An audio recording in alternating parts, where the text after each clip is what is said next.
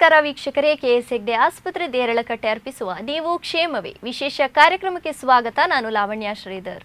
ಇವತ್ತಿನ ನಮ್ಮ ಈ ವಿಶೇಷ ಕಾರ್ಯಕ್ರಮದಲ್ಲಿ ಬಾಯಿಯ ಕ್ಯಾನ್ಸರ್ ಇದನ್ನು ಗೆಲ್ಲುವುದು ಸಾಧ್ಯನಾ, ಈ ವಿಚಾರದ ಬಗ್ಗೆ ಒಂದಷ್ಟು ಚರ್ಚೆಗಳನ್ನು ಮಾಡಲಿಕ್ಕಿದ್ದೇವೆ.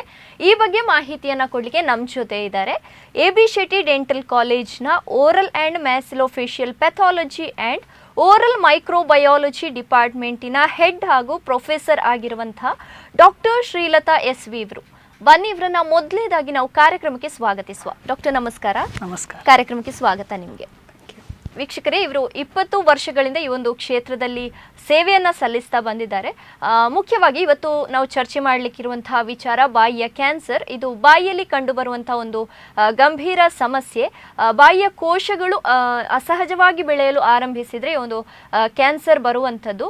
ಇತ್ತೀಚೆಗೆ ನಾವು ಗಮನಿಸಿದರೆ ಭಾರತದಲ್ಲಿ ಹೆಚ್ಚಾಗಿ ಈ ಒಂದು ಸಮಸ್ಯೆ ಕಂಡು ಬರ್ತಾ ಇದೆ. ಧೂಮಪಾನ ಮಾಡುವಂಥದ್ದಾಗಿರ್ಬೋದು, ಮದ್ಯಪಾನ ಮಾಡುವಂಥದ್ದು, ಪಾನ್ ಏನು ಈಗ ಹೆಚ್ಚಾಗಿ ನಾವು ನೋಡುವಂಥದ್ದು. ಯುವಕರು ಯುವತಿಯರು ಇದಕ್ಕೆ ಹೆಚ್ಚಾಗಿ ಬಲಿಯಾಗ್ತಾ ಇರುವಂಥದ್ದು. ಇದರ ಬಗ್ಗೆ ವೈದ್ಯರು ಹೇಳಲಿಕ್ಕಿದ್ದಾರೆ ಮುಂದೆ. ಮುಖ್ಯವಾಗಿ ಈ ಒಂದು ಕ್ಯಾನ್ಸರ್ ಬರುವಂಥದ್ದು ಬಾಯಿಯನ್ನು ಸರಿಯಾಗಿ ಸ್ವಚ್ಛ ಮಾಡಲಿಲ್ಲ ಅಂತೇಳಿ ಆದರೂ ಕೂಡ ಈ ಒಂದು ಕ್ಯಾನ್ಸರ್ ಬರುತ್ತೆ ಅನ್ನುವಂಥದ್ದು ನಾವು ಕಂಡುಕೊಂಡಿರುವಂಥದ್ದು. ಇದರ ಬಗ್ಗೆ ನಾವು ಹೆಚ್ಚಾಗಿ ಮಾತಾಡೋ ಬದಲು ಇವತ್ತು ನಮ್ಮ ಜೊತೆ ಸ್ಪೆಷಲಿಸ್ಟ್ ಇದ್ದಾರೆ, ಅವರ ಹತ್ರನೇ ಮಾಹಿತಿಯನ್ನು ಪಡ್ಕೊಳ್ಳುವ. ನಿಮಗೂ ಕೂಡ ಏನಾದರೂ ಸಂಶಯಗಳಿದ್ರೆ ಖಂಡಿತವಾಗಿ ನಮ್ಮ ಕಾರ್ಯಕ್ರಮಕ್ಕೆ ಕರೆ ಮಾಡಿ ವೈದ್ಯರಿಂದ ಉತ್ತರವನ್ನು ಪಡ್ಕೊಳ್ಬೋದು. ಎಸ್ ಡಾಕ್ಟರ್, ಈಗ ಮೊದಲನೇದಾಗಿ ವೈದ್ಯಕೀಯ ಭಾಷೆಯಲ್ಲಿ ಈ ಓರಲ್ ಕ್ಯಾನ್ಸರ್ ಅಥವಾ ಬಾಯಿಯ ಕ್ಯಾನ್ಸರ್ ಅಂತ ಹೇಳಿದರೆ ಏನು ಡಾಕ್ಟರ್? ಓರಲ್ ಕ್ಯಾನ್ಸರ್, ಓರಲ್ ಹೇಳಿದರೆ ಬಾಯಿ, ಕ್ಯಾನ್ಸರ್ ಹೇಳಿದರೆ ಅನ್ಕಂಟ್ರೋಲ್ ಗ್ರೋತ್. ಅದು ಗ್ರೋತ್ ನಮಗೆ ಒಂದು ಸಲ ಸ್ಟಾರ್ಟ್ ಆದರೆ ಅದು ಟ್ರೀಟ್ಮೆಂಟ್ ಇಲ್ಲದೆ ನಿಲ್ಲಿಸಲಿಕ್ಕೆ ಆಗೋದಿಲ್ಲ, ಅದು ಬೆಳೀತಾ ಇರ್ತದೆ. ಅದೇ ಕ್ಯಾನ್ಸರ್. ಸೊ ಇದು ಕ್ಯಾನ್ಸರ್ ಬಾಯಿಗೆ ಆಗುವ ಕಾರಣ ನಾವು ಅದಕ್ಕೆ ಓರಲ್ ಕ್ಯಾನ್ಸರ್ ಅಂತ ಹೇಳ್ತಾ ಇದ್ದೇವೆ. ಕ್ಯಾನ್ಸರ್ ಎಲ್ಲ ಕಡೆ ಕೂಡ ಆಗ್ತದೆ, ಆದರೆ ಬಾಯಿಯ ಕ್ಯಾನ್ಸರಲ್ಲಿ ಸ್ಪೆಷಲಿ ಇವಾಗ ನೀವು ಪಿಕ್ಚರಲ್ಲಿ ನೋಡಿದರೆ ಇದು ಓರಲ್ ಕ್ಯಾವಿಟಿ. ಈ ಬಾಯಿಯ ಕ್ಯಾನ್ಸರ್ ಆಗೋದು ಜನರಲಿ ಅದು ಕವರಿಂಗ್ ನಮ್ಮ ಸ್ಕಿನ್ನಲ್ಲಿ ಇದ್ದ ಹಾಗೆ ಬಾಯಿಯೊಳಗೆ ಸಹ ಒಂದು ಕವರಿಂಗ್ ಉಂಟು. ಆದರೆ ಬಾಯಿಯೊಳಗೆ ಎಂಜಲ್ ಕಾರಣ ಅದಕ್ಕೆ ನಾವು ಮ್ಯೂಕೋಸಾ ಅಂತ ಹೇಳ್ತೇವೆ. ಸೊ ಈ ಮ್ಯೂಕೋಸಾದಲ್ಲಿ ಬರುವ ಕ್ಯಾನ್ಸರ್ ಅದು ಬೇರೆ ಬೇರೆ ಜಾಗದಲ್ಲಿ ಆಗ್ಬೋದು. ಒಂದಾದರೆ ನಾಲ್ಗೆ ಅಲ್ಲಿ ಆಗ್ಬೋದು, ಈ ನಾಲ್ಗೆ ಮೇಲೆ ಕೂಡ ಆಗ್ಬೋದು. ಇನ್ನೊಂದು ಪಿಕ್ಚರಲ್ಲಿ ಕಾಣ್ತಾ ಇದೆ ನಾಲ್ಗೆದು ಅಡಿಭಾಗ, ಅದು ನಮಗೆ ಹೊರಗೆಯಿಂದ ಕಾಣೋದಿಲ್ಲ, ಆದರೆ ಅಲ್ಲಿ ಸಹ ಕ್ಯಾನ್ಸರ್ ಆಗುವ ಚಾನ್ಸಸ್ ಇದೆ. ಇದಕ್ಕೆ ಹೇಳೋದು ನಾಲ್ಗೆನ ಕ್ಯಾನ್ಸರ್ ಅಥವಾ ಟಂಗ್ ಕ್ಯಾನ್ಸರ್ ಅಂತ. ಸೊ ಅದು ಒಂದು. ಮತ್ತು ಕ್ಯಾನ್ಸರ್ ಆಗೋದು ತುಟಿಯಲ್ಲಿ, ಲಿಪ್ ಕ್ಯಾನ್ಸರ್ ಅಂತ ಹೇಳ್ತೇವೆ. ಅಲ್ಲಾದರೆ ಕೆನ್ನೆಯಲ್ಲಿ, ಅದಕ್ಕೆ ಬಕ್ಕಲ್ ಮ್ಯೂಕೋಸಾ ಕ್ಯಾನ್ಸರ್ ಅಂತ ಹೇಳ್ತೇವೆ. ಅಂಗಳದಲ್ಲಿ ಆಗ್ಬೋದು, ಅದಕ್ಕೆ ಪ್ಯಾಲೆಟ್ ಅಂತ ಹೇಳ್ತೇವೆ. ಆದರೆ ಬಾಯಿಯ ಕೆಳಗಿನ ಭಾಗ ಅದು ಫ್ಲೋರ್ ಆಫ್ ದ ಮೌತ್ ಅಂತ ಹೇಳ್ತೇವೆ. ಮತ್ತು ನಮ್ಮ ಬಾಯಿಯಲ್ಲಿ ಎಕ್ಸ್ಕ್ಲೂಸಿವ್ ಆಗಿ ಇರೋದು ನಮ್ಮ ಹಲ್ಲಿನಿಂದ ಸಹ ಕ್ಯಾನ್ಸರ್ ಆಗುವ ಚಾನ್ಸಸ್. ಆ ದವಡೆಯಿಂದ ಎಲ್ಲಿ ಹಲ್ಲು ಕೂತಿದೆ ಅಲ್ಲಿಂದ ಸಹ ಕ್ಯಾನ್ಸರ್ ಬರುವ ಚಾನ್ಸಸ್ ಇದೆ. ಸೊ ಹೀಗೆ ಹೇಳಿದರೆ ಇದನ್ನೆಲ್ಲ ಸೇರಿ ನಾವು ಹೇಳೋದು ಓರಲ್ ಕ್ಯಾನ್ಸರ್ ಅಂತ. ಓಕೆ, ನೀವಿವಾಗ ಇಷ್ಟೊಂದು ವಿಚಾರಗಳನ್ನು ಹೇಳಿದರೆ, ತುಟಿಯಲ್ಲಿ ಏನು ದವಡೆಯಲ್ಲಿ ಎಲ್ಲದರಲ್ಲೂ ಕಂಡು ಬಂದರೆ ಅದು ಓರಲ್ ಕ್ಯಾನ್ಸರ್. ಬಾಯಿಯ ಯಾವುದೇ ಭಾಗದಲ್ಲಿ ಕಂಡು ಬಂದರೆ ಅದೆಲ್ಲವೂ ಕೂಡ ಓರಲ್ ಕ್ಯಾನ್ಸರ್ ಅಂತ ನಾವು ಹೇಳ್ತೇವೆ. ಹೌದು. ಹಾಗಾದ್ರೆ ಡಾಕ್ಟರ್, ಇತ್ತೀಚೆಗೆ ನಾವು ಗಮನಿಸಿದ್ರೆ ನಮ್ಮ ಇಂಡಿಯಾದಲ್ಲಿ ಈ ಒಂದು ಏನು ಓರಲ್ ಕ್ಯಾನ್ಸರ್ ಅನ್ನುವಂಥದ್ದು ಹೆಚ್ಚಾಗಿ ಕಂಡು ಬರ್ತಾ ಇದೆ. ಇದಕ್ಕೆ ಕಾರಣ ಏನಿರ್ಬೋದು ಅಂತ? ನಾವು ಇಂಡಿಯಾದಲ್ಲಿ ಕ್ಯಾನ್ಸರ್ ಇದು ರೇಟ್ ಹೇಳಿದರೆ ನಮ್ಮ ದೇಶ ಆ್ಯಕ್ಚುಲಿ ಓರಲ್ ಕ್ಯಾನ್ಸರ್ ಕ್ಯಾಪಿಟಲ್ ಅಂತ ಹೇಳ್ತಾರೆ.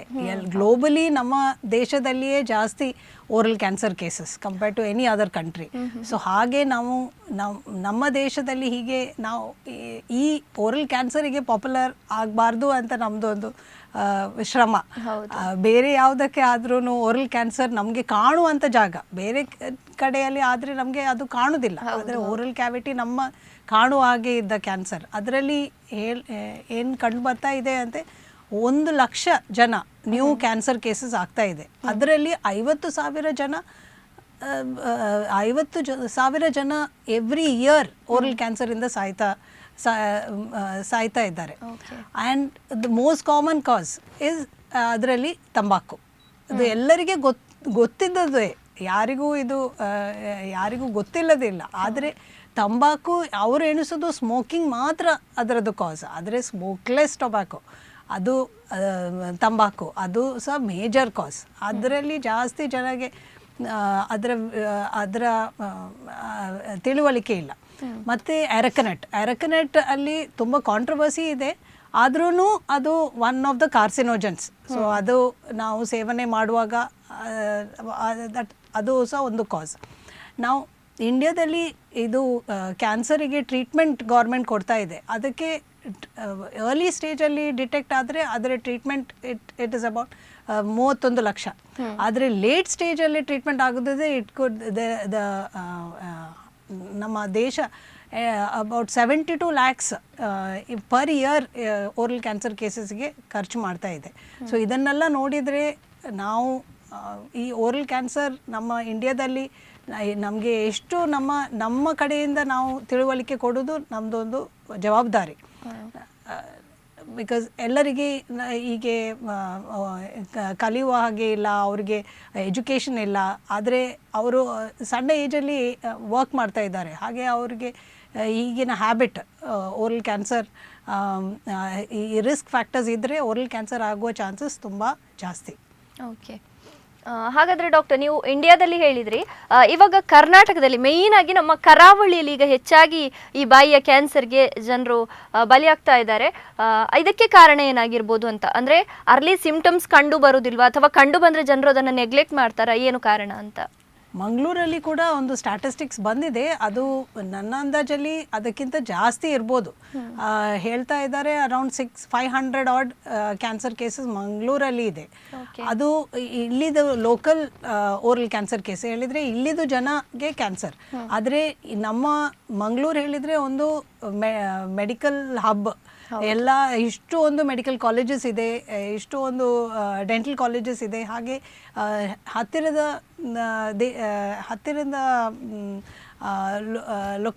ನಮ್ಮ ಕೇರಳದಿಂದ ಮತ್ತು ಮಂಗಳೂರು ಅಕ್ಕಪಕ್ಕ ಇದ್ದ ಡಿಸ್ಟ್ರಿಕ್ಟಿಂದ ಎಲ್ಲ ಇಲ್ಲಿ ಟ್ರೀಟ್ಮೆಂಟಿಗೆ ಬರ್ತಾ ಇದ್ದಾರೆ. ಸೊ ಅದರ ಸಂಖ್ಯೆ ಅರೌಂಡ್ 935 ಅಂತ ಹೇಳ್ತಾ ಇದ್ದಾರೆ. ಮತ್ತು ಇದು ನನ್ನ ಅಂದಾಜಲ್ಲಿ ಇದಕ್ಕಿಂತ ಜಾಸ್ತಿ ಇರ್ಬೋದು ನಮ್ಮ ಮಂಗಳೂರಲ್ಲಿ. ಸೊ ಮಂಗಳೂರಲ್ಲಿ ಮೈಗ್ರೆಂಟ್ ಪಾಪ್ಯುಲೇಷನ್ ಜಾಸ್ತಿ. ಸೊ ಅವರು ಈ ಪಾನ್ ಮತ್ತು ಎಲೆ ಅಡಿಕೆ ಎಲ್ಲ ತಿನ್ನುವಾಗ ಇದು ಕ್ಯಾನ್ಸರ್ ಬರುವ ಚಾನ್ಸಸ್ ಇದೆ. ಸೊ ಈ ಫಿಗರ್ ನಮಗೆ ಒಂದು ಅಲಾರ್ಮಿಂಗ್ ಆ್ಯಕ್ಚುಲಿ. ಹಾಗಾದರೆ ಡಾಕ್ಟರ್, ಇವಾಗ ಬಾಯಿಯ ಕ್ಯಾನ್ಸರ್ ಯಾಕೆ ಹೆಚ್ಚಾಗಿ ಕಂಡು ಬರುತ್ತೆ, ಯಾಕೆ ಜನರು ಬಲಿಯಾಗ್ತಾ ಇದ್ದಾರೆ ಅಂತ ಹೇಳಿದ್ರಿ ನೀವು.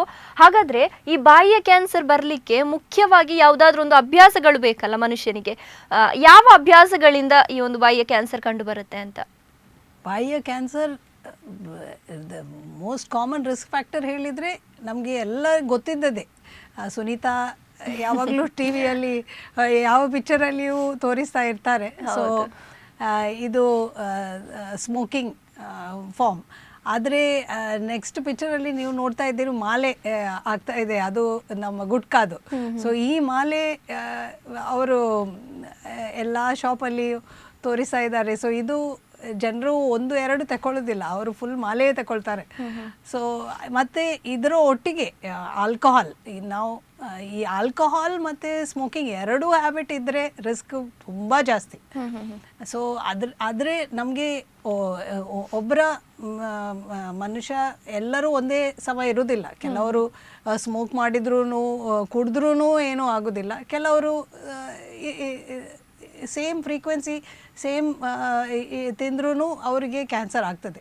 ಅದು ಓರಲ್ ಕ್ಯಾವಿಟಿದು ಕ್ಯಾನ್ಸರ್ ಅಲ್ಲ, ನಮ್ಮ ದೇಹಕ್ಕೆ ಎಲ್ಲಿಯೂ ಕ್ಯಾನ್ಸರ್ ಆದ್ರೂ ಇದುವೇ ರಿಸ್ಕ್ ಫ್ಯಾಕ್ಟರ್. ಸೊ ಇದು not exclusive for oral cancer. ಬೇರೆ ಕಡೆಗೂ ಇದು ರಿಸ್ಕೇ, ಬೇರೆ ಎಲ್ಲ ಡಿಸೀಸಿಗೂ ಇದು ರಿಸ್ಕೇ. ಸೊ ಹಾಗೆ ಇರುವಾಗ most common thing but related to oral cancer is smoking and smokeless form of tobacco ಮತ್ತು ಆಲ್ಕೋಹಾಲ್. ಓಕೆ, ಆದರೆ ನಾವು ಕಂಡು ಬಂದ ಬೇರೆ ರಿಸ್ಕ್ ಫ್ಯಾಕ್ಟರ್ಸ್ ಕೂಡ ಇದೆ. ಓಕೆ ಡಾಕ್ಟರ್, ಹಾಗಾದರೆ ಸ್ಮೋಕ್ ಮಾಡದವರಲ್ಲಿ, ಆಲ್ಕೋಹಾಲ್ ಕನ್ಸ್ಯೂಮ್ ಮಾಡದವರಲ್ಲಿ ಕೂಡ ಕ್ಯಾನ್ಸರ್ ಬರುವ ಚಾನ್ಸಸ್ ಇರುತ್ತಾ ಅಂತ? ಡೆಫಿನೆಟ್ಲಿ ಇರ್ತದೆ. ಇದು ನಾವು ನೋಡೋದು ಸ್ಮೋಕಿಂಗ್, ತಂಬಾಕು, ಸ್ಮೋಕ್ಡ್, ಸ್ಮೋಕ್ಲೆಸ್, ಆಲ್ಕೋಹಾಲ್ ಇದೆಲ್ಲ ಎಕ್ಸ್ಟರ್ನಲ್ ಫ್ಯಾಕ್ಟರ್ಸ್.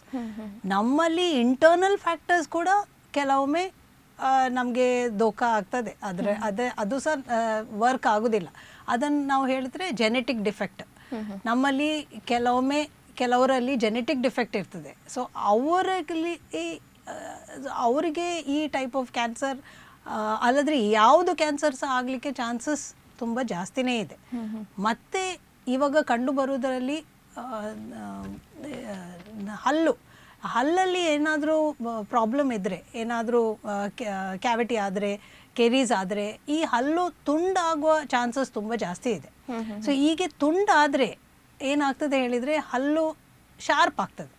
ಸೊ ಈ ಶಾರ್ಪ್ ಟೂತಿಂದ ಕ್ಯಾನ್ಸರ್ ಆಗುವ ಚಾನ್ಸಸ್ ತುಂಬ ಜಾಸ್ತಿ. ಅದು ನಾವು ಕಂಡು ಬರೋದು ಈ ಶಾರ್ಪ್ ಟೂತಿಂದ ಕ್ಯಾನ್ಸರ್ ನಾಲ್ಗೆಯಲ್ಲಿ, ಆ ನಾಲ್ಗೆದು ಸೈಡಲ್ಲಿ, ಅಲ್ಲಿ lateral surface of the tongue ಅಂತ ನಾವು ಹೇಳ್ತೇವೆ. Lateral surface of the tongue cancer ಅದು ಸ್ಟಾರ್ಟ್ ಆದರೆ ಟಂಗ್ ಅದು ಬೇಗ ಸ್ಪ್ರೆಡ್ ಆಗ್ತದೆ. ಮತ್ತು ಜನಗೆ ಗೊತ್ತಿರೋದಿಲ್ಲ ಇದು, ಬಿಕಾಸ್ ಅವರು ತಂಬಾಕು ಮತ್ತು ಆಲ್ಕೋಹಾಲ್ ಯಾವುದೂ ಕನ್ಸ್ಯೂಮ್ ಮಾಡದವರು. ಸೊ ಅವ್ರಿಗೆ ಇದರ ವಿಷಯ ಗೊತ್ತಿರೋದೇ ಇಲ್ಲ. ಮತ್ತು ಇನ್ನೊಂದು ಹೇಳಿದರೆ ಯಾವುದು ರೆಸ್ಟೋರೇಷನ್, ಇದು ಡೆಂಚರ್ ಹಾಕ್ತೇವೆ, ಸೆಟ್ ಹಾಕ್ತೇವೆ. ಸೊ ಈ ಸೆಟ್ ಸಹ ಕೆಲವೊಮ್ಮೆ ಫಿಟ್ ಆಗದಿದ್ದರೆ, ಲೂಸ್ ಆಗಿದ್ದರೆ, ಮತ್ತು ಅದು ಕಾನ್ಸ್ಟೆಂಟ್ ಇರಿಟೇಷನ್ ಇದ್ದರೆ ಬಾಯಿಯೊಳಗೆ, ಮತ್ತು ಯಾವುದಾದ್ರೂ ಫಿಲ್ಲಿಂಗ್ ಕೂಡ ಅದು ಸರಿ ಫಿಲ್ ಮಾಡದಿದ್ದರೆ, ಅಲ್ಲದೆ ಫಿಲ್ಲಿಂಗ್ ಮಾಡಿದ್ದು ಹೊಡೆದು ಹೋದರೆ ಫ್ರ್ಯಾಕ್ಚರ್ಡ್ ರೆಸ್ಟೋರೇಷನ್ ಅಂತ ಹೇಳ್ತೇವೆ. ಸೊ ಈ ಫ್ರ್ಯಾಕ್ಚರ್ಡ್ ರೆಸ್ಟೋರೇಷನ್ ಕೂಡ ನಮ್ಮ ಬಾಯಿಯೊಳಗೆ ಒಂದು ಸೋರ್ಸ್ ಆಫ್ ಇರಿಟೇಷನ್, ಅದು ಇರಿಟೇಟ್ ಮಾಡ್ತಾ ಇರ್ತದೆ ಮ್ಯೂಕೋಸದನ್ನು. ಸೊ ಈ ಇರಿಟೇಟ್ ಮಾಡ್ತಾ ಇರುವಾಗ ಏನಾಗ್ತದೆ ಹೇಳಿದರೆ ಅಲ್ಲಿ ಹುಣ್ಣಾಗ್ತದೆ. ಈ ಹುಣ್ಣು ಅನ್ನು ಟ್ರೀಟ್ ಮಾಡದೆ ಹೀಗೆ ಅದು ಇರಿಟೇಟ್ ಮಾಡಿ ಮಾಡಿ ಮಾಡಿ ನಮ್ಮ ಮ್ಯೂಕೋಸಾ ಫೈನಲಿ ಕ್ಯಾನ್ಸರ್ ಆಗಿ ಡೆವಲಪ್ ಆಗ್ತದೆ.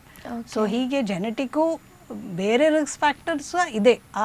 ಈ ಶಾರ್ಪ್ ಟೂತಲ್ಲಿ ಕಂಡುಬರುವ ಕ್ಯಾನ್ಸರ್ ಇವಾಗ ತುಂಬ ಜಾಸ್ತಿ ಇದೆ. ನಾನು ವರ್ಕ್ ಮಾಡೋದು AB ಶೆಟ್ಟಿ ಡೆಂಟಲ್ ಕಾಲೇಜಲ್ಲಿ. ಸೊ ನಾವು ನೋಡಿದ್ದೇವೆ 17 year old ಗರ್ಲ್ ಕೂಡ, 17 ವರ್ಷದ ಹುಡುಗಿಗೆ ಕೂಡ ಟಂಗ್ ಕ್ಯಾನ್ಸರ್ ಆಗಿದೆ. ಓಕೆ. ಸೊ ಅಷ್ಟು ಡೇಂಜರ್ ಅದು ಶಾರ್ಪ್ ಟೂತ್. ಹಲ್ಲಲ್ಲಿ ಯಾವುದು ಪ್ರಾಬ್ಲಮ್ ಇದ್ರೂ ನೀವು ಕನ್ಸಲ್ಟ್ ಮಾಡಲೇಬೇಕು. ಬಿಕಾಸ್ ಶಾರ್ಪ್ ಟೂತ್ ಜನಕ್ಕೆ ಗೊತ್ತಿರೋದಿಲ್ಲ ಅದು ಇದು ಕ್ಯಾನ್ಸರಲ್ಲಿ ಮತ್ತೆ ಕನ್ವರ್ಟ್ ಆಗ್ತದೆ ಅಂತ ಅವರಿಗೆ ಗೊತ್ತಿರೋದಿಲ್ಲ. ಸೊ ಶಾರ್ಪ್ ಟೂತ್ ಒಂದು ಎಲ್ಲರೂ ಹಲ್ಲನ್ನು ಎಂಥ ಪ್ರಾಬ್ಲಮ್ ಇದ್ದರೂ ಬೇಗ ಹೋಗಿ ತೋರಿಸಿ ಅದು ಫಿಲ್ ಮಾಡಿಸ್ಬೇಕು ಅಂತ ನಾನು ಎಣಿಸೋದು. ಓಕೆ ಡಾಕ್ಟರ್, ನೀವು ಆವಾಗಲೇ ಮಾತಾಡುವಾಗ ಹೇಳಿದ್ರಿ ಈ ಓರಲ್ ಕ್ಯಾನ್ಸರ್ ಪೇಷಂಟ್ಗಳೇನಿದ್ದಾರೆ ಹೆಚ್ಚಾಗಿ 4th ಸ್ಟೇಜಲ್ಲಿ ಬರ್ತಾರೆ ಅಂತ ಹೇಳಿ. ಹಾಗಾದರೆ first stage, second stage, third ಸ್ಟೇಜಲ್ಲಿ ಸಿಂಪ್ಟಮ್ಸ್ಗಳು ಕಂಡು ಬರೋದಿಲ್ವಾ? ಯಾಕೆ 4th ಸ್ಟೇಜ್ಗೆ ಕಾಯ್ತಾರೆ? ಮತ್ತು ಈ ಓರಲ್ ಕ್ಯಾನ್ಸರ್ ಬರುವುದರ ಮುಖ್ಯ ಲಕ್ಷಣಗಳು ಯಾವುದು ಅಂತ, ಆರಂಭಿಕ ಲಕ್ಷಣಗಳು ಯಾವುದು ಅಂತ? ಓರಲ್ ಕ್ಯಾನ್ಸರ್ಗೆ ಅಂತ ಹೇಳಿ ಒಂದು ಲಕ್ಷಣ ಇಲ್ಲ. ಇದು ಬಂದರೆ ಇದು ಓರಲ್ ಕ್ಯಾನ್ಸರ್ ಹಾಗೇನಿಲ್ಲ. ನಮ್ಮ ಬಾಯಲ್ಲಿ ಯೂಶಲಿ ನಾವು ಹೇಳೋದು ಏನಂದರೆ, ಏನಾದರೂ ಗಾಯ ಮತ್ತು ಉರಿ ಇದ್ದರೆ, ಗಾಯ ಇದ್ದರೆ, ಇದೆಲ್ಲ ಒಂದು ಲಕ್ಷಣ ಓರಲ್ ಕ್ಯಾನ್ಸರ್ ಇದು. ಅದು ಗಾಯ ಕಾಮನ್ ಆ್ಯಕ್ಚುಲಿ ನಮ್ಮ ಬಾಯಲ್ಲಿ. ಆದರೆ ಈ ಗಾಯ 3 ವಾರಕ್ಕಿಂತ ಜಾಸ್ತಿ ಅದು ಹೀಲ್ ಆಗದೆ ಬಾಯಲ್ಲಿ ಇದ್ದರೆ ಅದು ನಾವು ಪರಿಶೋಧನೆ ಮಾಡೋದು ನಮ್ಮ ಕರ್ತವ್ಯ. ಬಿಕಾಸ್ ಅದು ಯಾವಾಗ ಅದು ಏನೋ ಕ್ಯಾನ್ಸರಾ ಇಲ್ಲವಾ ಅಂತ ನಾವು ಟೆಸ್ಟ್ ಮಾಡಿಸ್ಬೇಕು. ಸೊ ಮತ್ತೆ ಏನು ಆಗ್ತದೆ ಹೇಳಿದರೆ, ಈ ಅರಕನಟ್ ಚೂ ಮಾಡ್ತಾರೆ, ಅದರಲ್ಲಿ ತಂಬಾಕು ಚೂ ಮಾಡ್ತಾರೆ. ಸೊ ಇದರ ಕಾರಣ ಒಂದು ಪೊಟೆನ್ಷಿಯಲಿ ಮ್ಯಾಲಿಗ್ನೆಂಟ್ ಡಿಸಾರ್ಡರ್ ಅಂತ ನಾವು ಹೇಳ್ತೇವೆ. ಸೊ ಇದರಲ್ಲಿ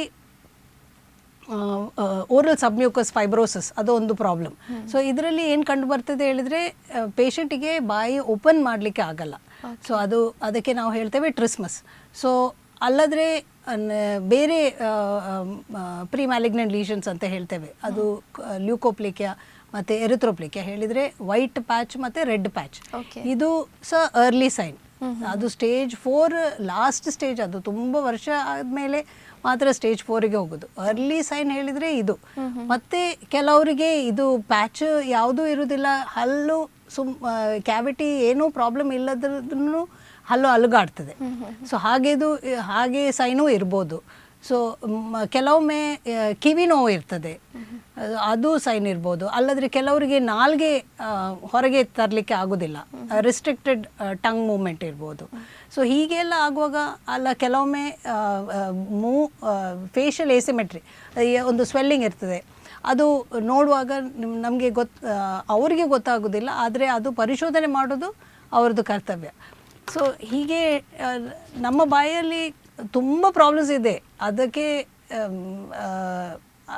ಎಲ್ಲ ಕೇಸ್ ಕ್ಯಾನ್ಸರ್ ಆಗಬೇಕೇನಿಲ್ಲ, ಆದರೆ ಓವರ್ಲ್ಯಾಪ್ ಇರ್ಬೋದು. ಬಿಕಾಸ್ ಬಾಯಿ ನೋವು ಇರ್ಬೋದು, ಹಲ್ಲು ನೋವು ಇರ್ಬೋದು, ಅದು ಸಹ.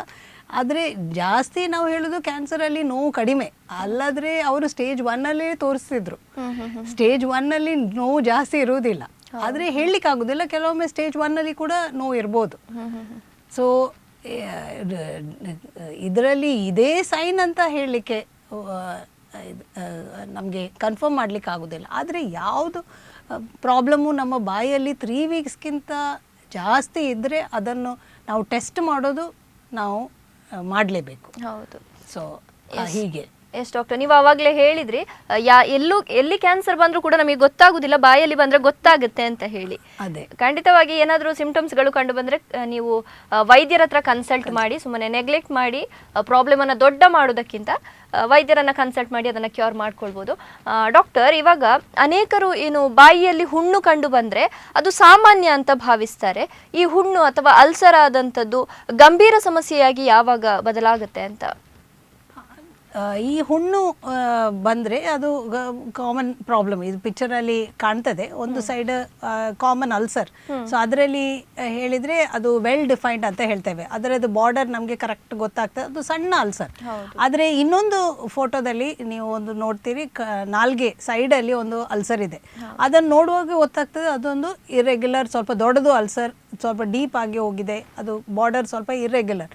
ಸೊ ಹೀಗೆ ಅಲ್ಸರ್ ಇದ್ದರೆ ಅದು ನಾನ್ ಹೀಲಿಂಗ್ ಆದರೆ, ಅದು 3 ವಾರಕ್ಕಿಂತ ಜಾಸ್ತಿ ಬಾಯಲ್ಲಿ ಇದ್ದರೆ ಇದನ್ನು ನಮಗೆ ಡಿಫ್ರೆನ್ಷಿಯೇಟ್ ಮಾಡ್ಬೋದು. ಅದಕ್ಕೆ ನಾವು ನೋಡುವಾಗ ನಮಗೆ ಗೊತ್ತಾಗ್ತದೆ ಹೀಗೆದು ಈ ಅಲ್ಸರ್ ಮೇ ಬಿ ಕ್ಯಾನ್ಸರ್ ಇರ್ಬೋದಾ. ಆದರೆ ಈ ಸೈಡ್ ಅಲ್ಸರ್ ಸಣ್ಣ ಸೈಜ್ ಅಲ್ಸರ್ ಮತ್ತು ನೋವಿದ್ದ ಅಲ್ಸರ್, ಅದು ಆ type of ulcer is recurrent aphthous ulcer ಅಂತ ನಾವು ಹೇಳ್ತೇವೆ. ಅದು ಮತ್ತು ಬೇರೆ ಟೈಪ್ ಆಫ್ ಅಲ್ಸರು ಇರ್ಬೋದು, ಟ್ರೊಮ್ಯಾಟಿಕ್ ಅಲ್ಸರು ಇರ್ಬೋದು.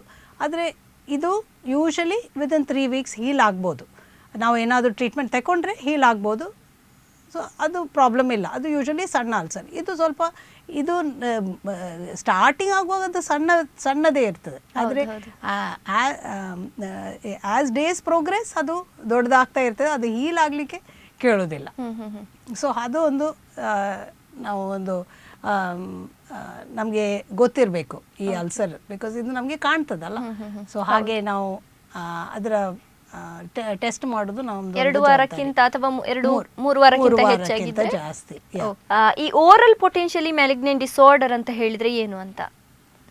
ಇದು ಕ್ಯಾನ್ಸರ್ ಆಗುವ ಮುಂಚೆ ಈ ರಿಸ್ಕ್ ಫ್ಯಾಕ್ಟರ್ ಹೇಳ್ತಾ ಇದ್ದೇವಲ್ಲ ನಾವು, ತಂಬಾಕು ಮತ್ತು ಅರಕನಟ್ ಮತ್ತು ಸ್ಮೋಕ್ಲೆಸ್ ಟೊಬ್ಯಾಕೋ, ಇದೆಲ್ಲ ಯಾರು ಸೇವನೆ ಮಾಡ್ತಾರೆ ಅವರಲ್ಲಿ ಫಸ್ಟ್ ಕ್ಯಾನ್ಸರ್ ಆಗೋ ಮುಂಚೆ ಲಕ್ಷಣ ಕಾಣೋದೇ ಓರಲ್ ಪೊಟೆನ್ಷಿಯಲಿ ಮ್ಯಾಲಿಗ್ನೆಂಟ್ ಡಿಸಾರ್ಡರ್ ಅಂತ ಹೇಳೋದು. ಸೊ ಅದು ಬಾಯಲ್ಲಿ ಬರೋದು, ನಮ್ಮ ಬಾಯಿಯಲ್ಲಿ ಕಲರ್ ಹೇಳಿದರೆ ಪಿಂಕ್ ಕಲರ್. ಹೌದು.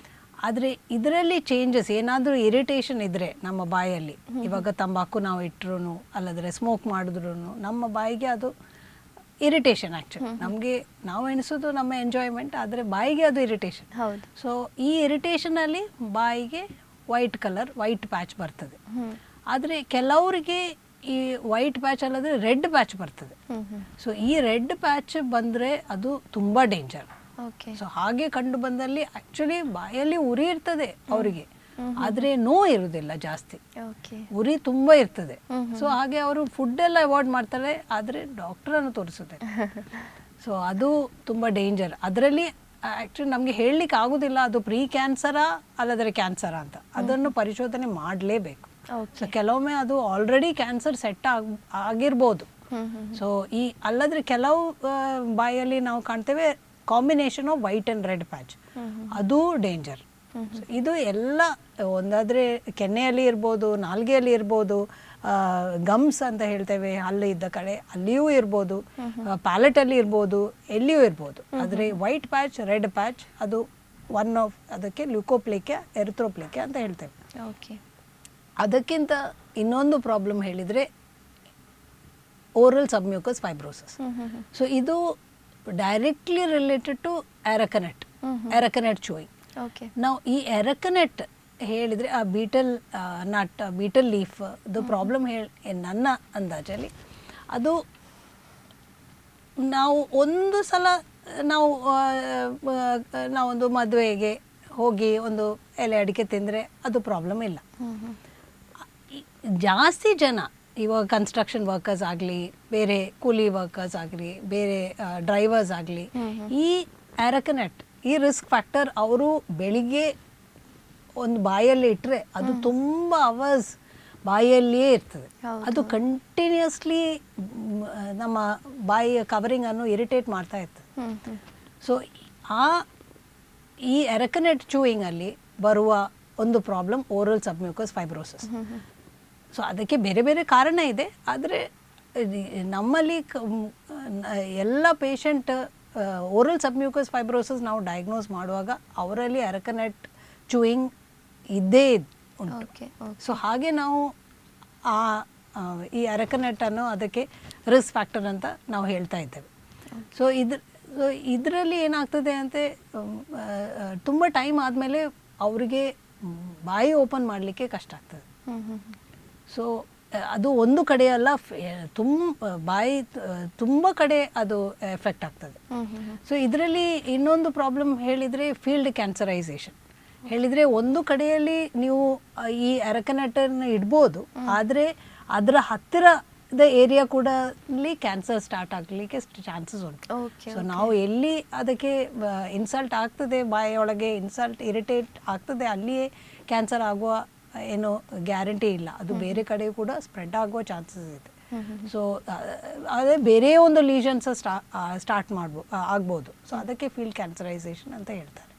ಸೊ ಈ ಪೊಟೆನ್ಷಿಯಲಿ ಮ್ಯಾಲಿಗ್ನೆಂಟ್ ಡಿಸಾರ್ಡರ್ ಅಲ್ಲಿ ಅವರಿಗೆ ಡಯಾಗ್ನೋಸಿಸ್ ಆದರೆ ಕ್ಯಾನ್ಸರ್ ಆಗುವ ಚಾನ್ಸಸ್ ಕೂಡ ಕಡಿಮೆ. ಓಕೆ. ಸೊ ಇಷ್ಟು ವೇಟ್ ಮಾಡೋ ಅವಶ್ಯಕತೆ ಇಲ್ಲ ಅಂತ. ಸೊ ಅದಕ್ಕೆ ಓರಲ್ ಪೊಟೆನ್ಷಿಯಲಿ ಮ್ಯಾಲಿಗ್ನೆಂಟ್ ಡಿಸಾರ್ಡರ್, ಅದು ಎಲ್ಲ ಈ oral potentially malignant disorder cancer ಆಗಬೇಕು ಏನು ಗ್ಯಾರಂಟಿ ಇಲ್ಲ, ಆದರೆ ಆಗಲಿಕ್ಕೆ ಚಾನ್ಸಸ್ ಇದೆ ಅಂತ ಹೇಳೋದು. ಸೊ ಇದು ಓರಲ್ ಪೊಟೆನ್ಷಿಯಲಿ ಮ್ಯಾಲಿಗ್ನೆಂಟ್ ಡಿಸಾರ್ಡರ್ ಅಂತ ಹೇಳೋದು. ಓಕೆ. ಡಾಕ್ಟರ್, ಈಗ ಕೆಲವೊಂದು ವ್ಯಕ್ತಿಗಳು ತುಂಬಾ ಸಮಯದಿಂದ ಧೂಮಪಾನ ಮಾಡುವಂಥದ್ದಾಗಿರ್ಬೋದು, ಈ ವಿಮಲ್ ಪಾನ್ ಬೀಡ ಅದನ್ನು ತಿನ್ನುವಂಥದ್ದಾಗಿರ್ಬೋದು, ಅವರಲ್ಲಿ ಏನಾದರೂ ಅರ್ಲಿ ಸೈನ್ಸ್ಗಳು ಕಂಡು ಬರ್ತದೆ. ಆದರೆ ಅವರಿಗೆ ವೈದ್ಯರ ಹತ್ರ ಹೋಗಲಿಕ್ಕೆ ಏನು ಇವಾಗಲೇ ಬೇಡ ಅಂತ ಹೇಳಿ ನೀವು ಹೇಳಿದಾಗೆ ಅವರು ನೆಗ್ಲೆಕ್ಟ್ ಮಾಡಿ ಬಿಡ್ತಾರೆ. ಅಂಥವರಿಗೆ ಅವರು ಸೆಲ್ಫ್ ಎಕ್ಸಾಮಿನೇಷನನ್ನು ಮಾಡಿಕೊಳ್ಳಿಕ್ಕೆ ಆಗತ್ತಾ? ಯಾವ ರೀತಿ ಮಾಡ್ಕೊಳ್ಬೋದು ಅಂತ ಹೇಳಿ? ನಮ್ಮ ಬಾಯಿ ನಮಗೆ ಕಾಣುವಂಥದ್ದು.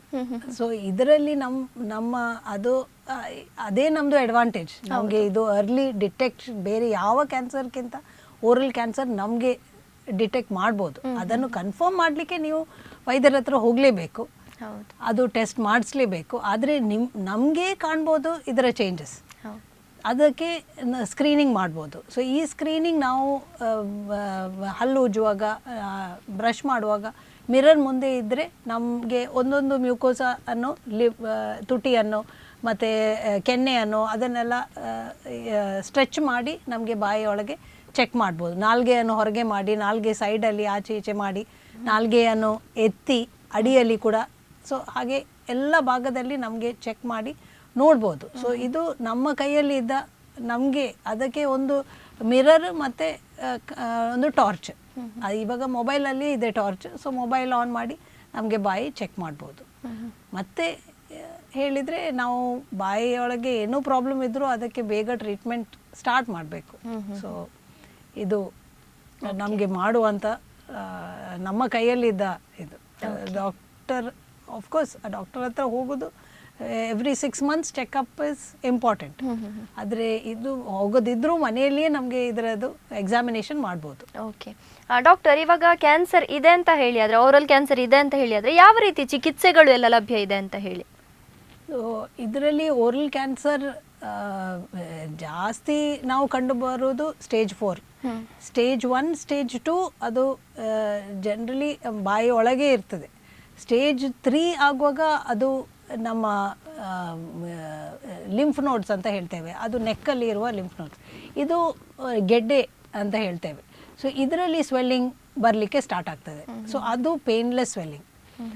ಕ್ಯಾನ್ಸರ್ ಸ್ವೆಲ್ಲಿಂಗ್ ಯೂಶಲಿ ಅದು ಪೇನ್ಲೆಸ್ ಸ್ವೆಲ್ಲಿಂಗ್. ಸೊ ಹಾಗೆ ಸೊ ಇದಕ್ಕೆ ಸರ್ಜರಿ ಮಾಡೋದು ಇಂಪಾರ್ಟೆಂಟ್. ಇವಾಗ ಕ್ಯಾನ್ಸರ್ ಆಲ್ರೆಡಿ ಸೆಟ್ ಆದರೆ ಸರ್ಜರಿ ಅದು one of the treatment. So ಅದಾದಮೇಲೆ ರೇಡಿಯೋಥೆರಪಿ ಮತ್ತು ಕೀಮೋಥೆರಪಿ. ಸೊ ಡಿಪೆಂಡಿಂಗ್ ಅಪಾನ್ ಎಷ್ಟು ಯಾವ ಸ್ಟೇಜಲ್ಲಿದೆ ಆ ಟ್ರೀಟ್ಮೆಂಟ್ ವೇರಿ ಆಗ್ತದೆ. ಓಕೆ, ಥೆರಪಿಗಳು. ಓಕೆ, ಹಾಗೆ.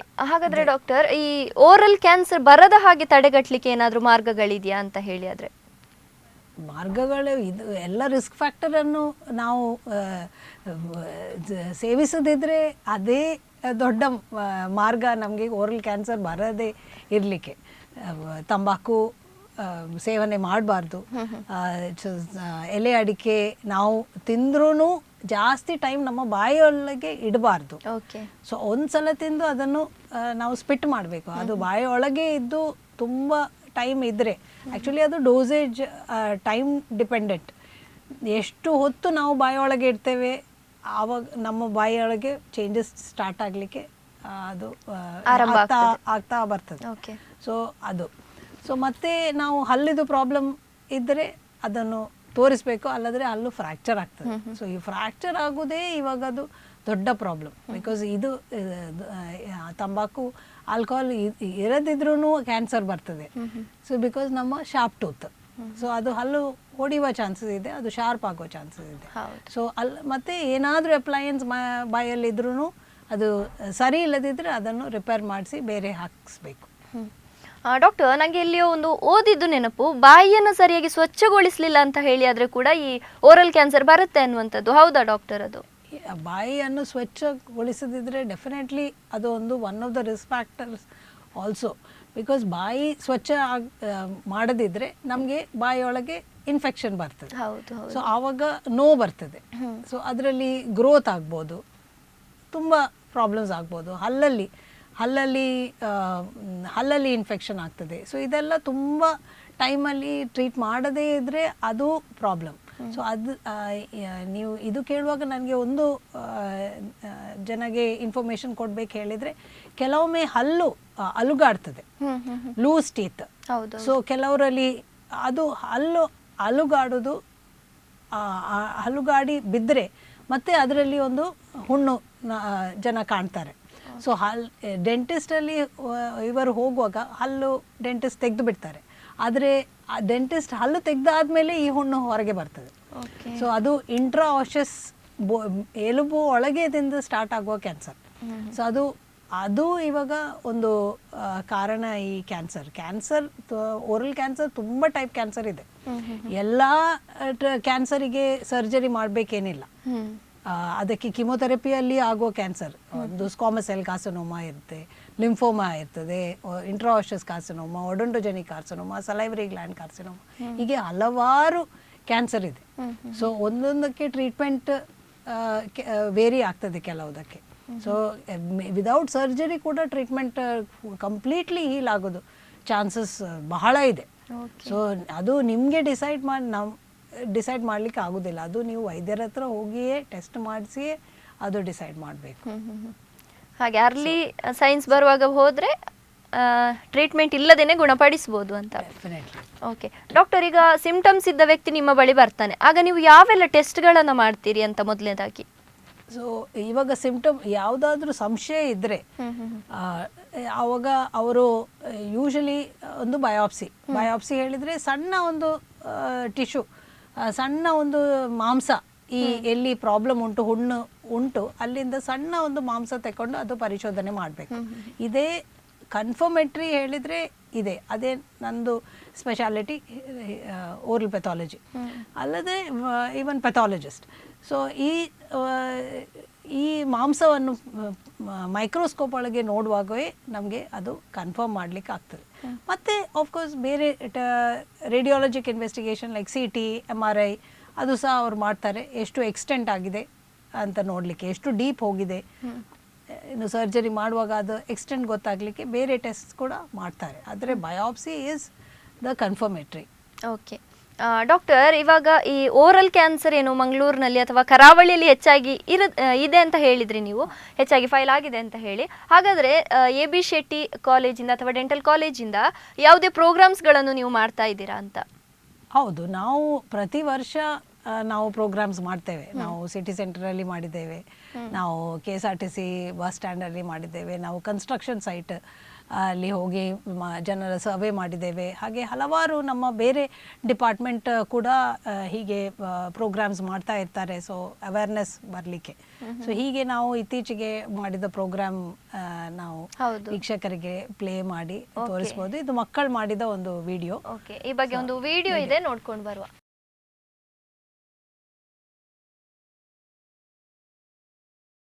पूरा देश बोल रहा है एक ही जुबान, बोलो जुबान केसरी.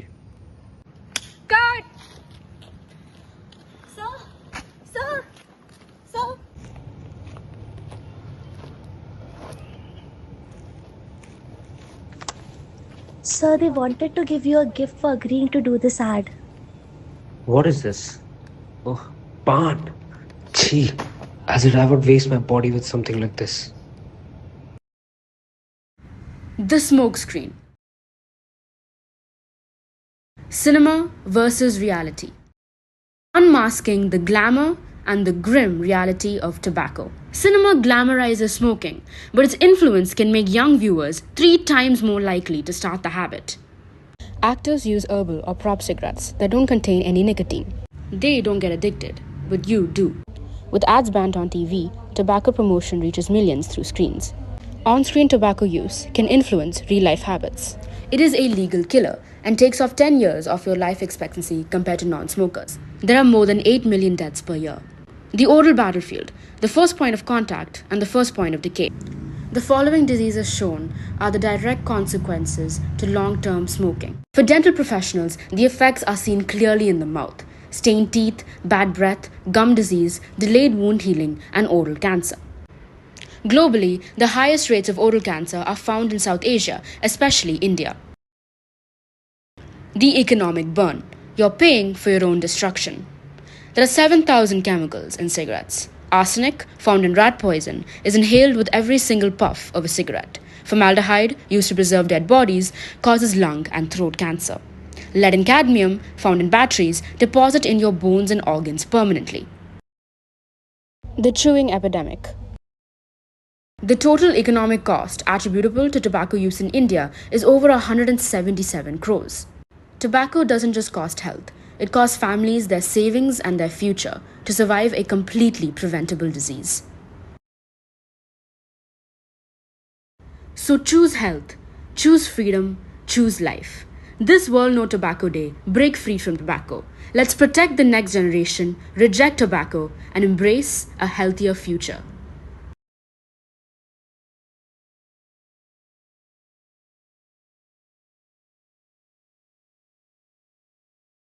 ಎಸ್, ಒಂದೊಳ್ಳೆ ಮೆಸೇಜ್ ಕೊಡುವಂತಹ ವಿಡಿಯೋ ನಿಮ್ಮ ಡಿಪಾರ್ಟ್ಮೆಂಟಿಂದಲೇ ಮಾಡಿದ್ದು ಅಂತ ಹೇಳಿದ್ರಿ. ಹೌದು, ನಮ್ಮ ಸ್ಟೂಡೆಂಟ್ಸ್ ಮಾಡಿದ್ದು, ಸೆಕೆಂಡ್ BDS ಸ್ಟೂಡೆಂಟ್ಸ್ ಅವರು ಮಾಡಿದ್ದು.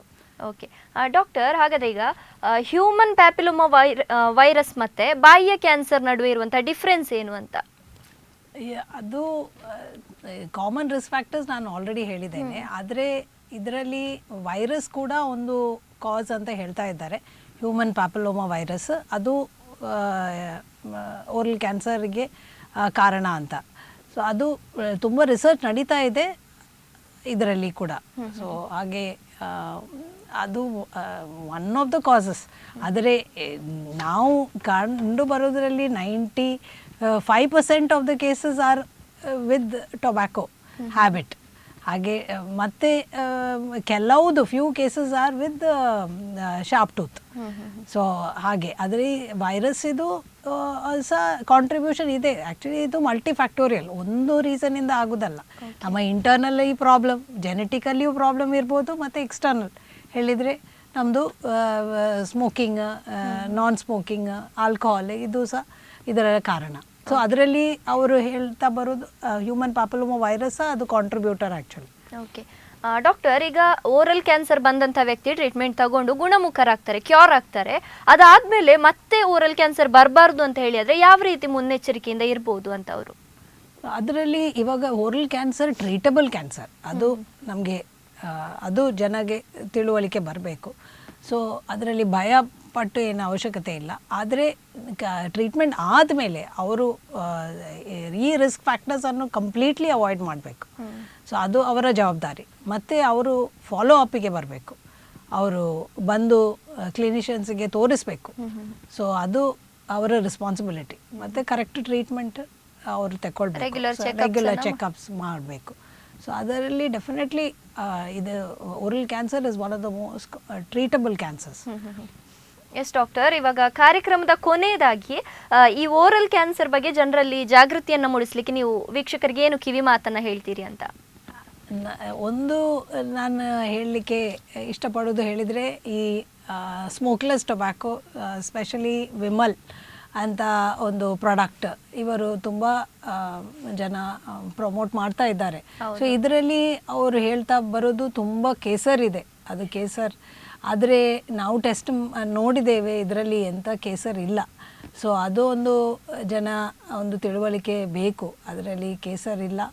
ಬೇರೆ ಯಾವುದು ಪಾನ್ ಮಸಾಲ ಪ್ರಾಡಕ್ಟ್ಸು ನಮ್ಮ ದೇಹಕ್ಕೆ, ನಮ್ಮ ಬಾಯಿಗೆ ಅದು ಉಪಯೋಗದ ಯಾವುದು ವಸ್ತು ಅದರಲ್ಲಿಲ್ಲ. ಮತ್ತು ನಾವು ಟಿ ವಿಯಲ್ಲೆಲ್ಲ ಪಿಕ್ಚರಲ್ಲಿ ಎಲ್ಲ ನೋಡ್ತಾ ಇದ್ದೇವೆ, ತುಂಬ ಆ್ಯಕ್ಟರ್ಸ್ ಸ್ಮೋಕಿಂಗ್, ಅದು ಧೂಮಪಾನ, ಆಲ್ಕೋಹಾಲ್ ಎಲ್ಲ ಕನ್ಸ್ಯೂಮ್ ಮಾಡೋದು. ಸೊ ನಾನು ಎಣಿಸೋದಾದರೆ ಇದು ನಾವು ನಮ್ಮ ಯಾವ ದೇಹಕ್ಕೆ ಯಾವ ಭಾಗದಲ್ಲಿಯೂ ಅದು ಏನೂ ಒಳ್ಳೆ ಮಾಡುವಂಥದ್ದು ಅಲ್ಲ. ಸೊ ಇದು ನೀವು ನಮ್ಮ ಯೂತ್, ಬಿಕಾಸ್ ಇವಾಗ ನಾವು ಕಂಡು ಬರೋದು 25, 30, 35 ಆ ಏಜ್ ಗ್ರೂಪಲ್ಲಿ. ಅಲ್ಲದ್ರೆ ಮುಂಚೆ ಎಲ್ಲ ಅಬೌವ್ 50 ಮಾತ್ರ ಕ್ಯಾನ್ಸರ್ ಆಗೋ ಚಾನ್ಸಸ್, ಅದು ಓರಲ್ ಕ್ಯಾನ್ಸರ್, ಅದು ಇವಾಗ ಯಂಗರ್ ಏಜ್ ಗ್ರೂಪಲ್ಲಿ ಬರ್ತಾ ಉಂಟು. ಸೊ ನಾವೆಲ್ಲ ಅದನ್ನು ಅವಾಯ್ಡ್ ಮಾಡಬೇಕು ಅಂತ ನಮಗೆ ರಿಕ್ವೆಸ್ಟ್ ಮಾಡ್ಬೋದು. ಸೊ ಸ್ಟೇಜ್ 4 ಕ್ಯಾನ್ಸರ್ ಆಗಬಾರ್ದು ಯಾರಿಗೂ. ಸೊ ಎಸ್ ಡಾಕ್ಟರ್, ಇಷ್ಟೊತ್ತು ನಮ್ಮ ಜೊತೆಗಿದ್ದು ಓರಲ್ ಕ್ಯಾನ್ಸರ್ ಬಗ್ಗೆ ಸಾಕಷ್ಟು ಮಾಹಿತಿಯನ್ನು ನೀಡಿದರೆ ನಿಮಗೆ ಧನ್ಯವಾದಗಳು. Thank you. ವೀಕ್ಷಕರೇ, ನೀವು ಕೂಡ ಸಾಕಷ್ಟು ಮಾಹಿತಿಯನ್ನು ಪಡ್ಕೊಂಡ್ರಿ ಅಂತ ಅಂದ್ಕೊಳ್ತೇವೆ. ಡಾಕ್ಟರ್ ಹೇಳಿದ್ರು, ಏನು ಟಿ ವಿನಲ್ಲಿ ತೋರಿಸ್ತಾ ಇದ್ದಾರೆ ನಮಗೆ ಕೇಸರಿ ಇದೆ, ಅದು ಇದೆ, ಇದು ಇದೆ ಅಂತ ಹೇಳಿ ಖಂಡಿತವಾಗಿ ಅದಕ್ಕೆ ಮರುಳಾಗಬೇಡಿ. ನೀವು ಅದನ್ನು ಹಿಂದೆ ತ್ಯಜಿಸುವ ಒಂದು ನಿರ್ಧಾರವನ್ನು ಮಾಡಿ ದಯವಿಟ್ಟು ಈ ಓರಲ್ ಕ್ಯಾನ್ಸರಿಗೆ ಬಲಿಯಾಗುವಂಥದ್ದನ್ನು ಆದಷ್ಟು ನಾವು ಕಮ್ಮಿ ಮಾಡುವ. ಡಾಕ್ಟರ್ ಬಹಳಷ್ಟು ಸೂತ್ರಗಳನ್ನು ಹೇಳಿದರು, ಅದನ್ನು ಪಾಲಿಸಿದರೆ ಖಂಡಿತವಾಗಿ ಓರಲ್ ಕ್ಯಾನ್ಸರ್ಗೆ ದೇಶವೇ ಏನು ನಮ್ಮ ಇಂಡಿಯಾದಲ್ಲಿ ಹೆಚ್ಚಾಗಿ ಬಲಿಯಾಗ್ತಾ ಇದ್ದಾರೆ ಅಂತ ಹೇಳಿದರು. ಇದನ್ನು ಖಂಡಿತವಾಗಿ ಕಡಿಮೆ ಮಾಡಲಿಕ್ಕೆ ಸಾಧ್ಯ ಇದೆ. ಮುಂದಿನ ವಾರ ಇನ್ನೊಂದು ವಿಚಾರದ ಜೊತೆ ನಾವು ಬರ್ತೀವಿ. ನಮ್ಮ ಕಾಲೇಜಲ್ಲಿ AB ಶೆಟ್ಟಿ ಡೆಂಟಲ್ ಕಾಲೇಜ್ ದೇರ್ಲಕಟ್ಟೆಯಲ್ಲಿ ಫ್ರೀ ಟ್ರೀಟ್ಮೆಂಟ್ ಇದೆ, ಟೊಬ್ಯಾಕೊ ಸೆಸೇಷನ್ ಪ್ರೋಗ್ರಾಮ್ಸ್ ನಡೀತಾ ಇದೆ. ಸೊ ಇದರದೆಲ್ಲ ನೀವು ಲಾಭ ತಗೊಂಡು ನೀವು ಕ್ಯಾನ್ಸರ್ ಟ್ರೀಟ್ಮೆಂಟ್, ಅದು ಒಂದು ಟೀಮ್ ಎಫರ್ಟ್ ಅದು. ಸೊ ಇದಕ್ಕೆ ಸೌಲಭ್ಯ ಇದೆ, ಅದನ್ನು ಉಪಯೋಗ ಮಾಡಿ ಮತ್ತು ಕ್ಯಾನ್ಸರ್ ಫ್ರೀ ಆಗಿ ಅಂತ ನಂದು ಒಂದು ಇನ್ಫಾರ್ಮೇಶನ್ ಶೇರ್ ಮಾಡಬೇಕಂತ. ಓಕೆ, ಉಚಿತವಾಗಿ ಟ್ರೀಟ್ಮೆಂಟ್ ಲಭ್ಯವಿದೆ ಅನ್ನುವಂಥದ್ದು. ಖಂಡಿತವಾಗಿ ವೀಕ್ಷಕರೇ, ನೀವು ಕೂಡ ಅದರ ಲಾಭವನ್ನ ಪಡ್ಕೊಳ್ಬಹುದು. ಇದಾಗಿತ್ತು ಈ ಹೊತ್ತಿನ ವಿಶೇಷ. ನಿರಂತರ ಸುದ್ದಿ ಹಾಗೂ ಮನರಂಜನೆಗಾಗಿ ನೋಡ್ತಾ ಇರಿ ದೈಜಿವಲ್ 24x7.